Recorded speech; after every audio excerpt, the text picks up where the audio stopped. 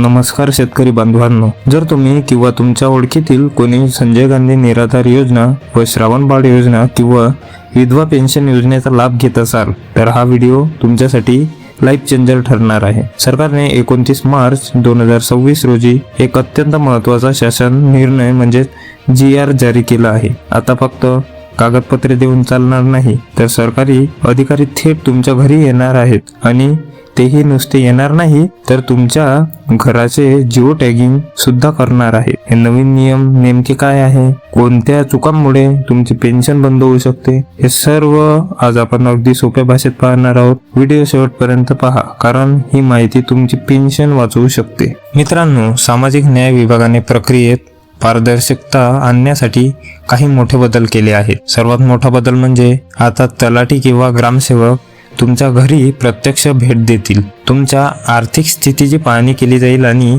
त्या ठिकाणचा photo online लोकेशनसह geo tagging पोर्टलवर अपलोड केला जाईल। जर तुमची माहिती खोटी आढळली तर अर्ज जागीच रद्द होईल। आता तुम्हाला महाराष्ट्रात किमान 15 वर्षापासून वास्तव्यास असल्याचा तहसीलदाराचा दाखला देणे अनिवार्य आहे। नुसता ग्रामपंचायतीचा दाखला आता चालणार नाही। अर्ज करताना आधार क्रमांक, BPL नंबर, कुटुंबाचे वार्षिक उत्पन्न आणि मोबाईल नंबर ही माहिती अचूक असणे गरजेचे आहे।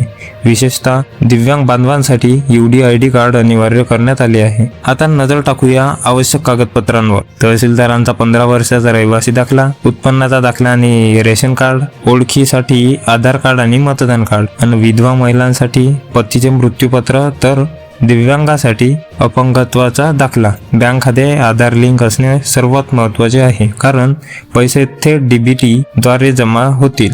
लक्षात ठेवा, जर तुमचे उत्पन्न ठरवून दिलेल्या मर्यादेपेक्षा जास्त आढळले किंवा तुमच्याकडे लक्झरी सुविधा दिसल्या तर जुन्या लाभार्थ्यांची पेन्शन सुद्धा बंद होऊ शकते।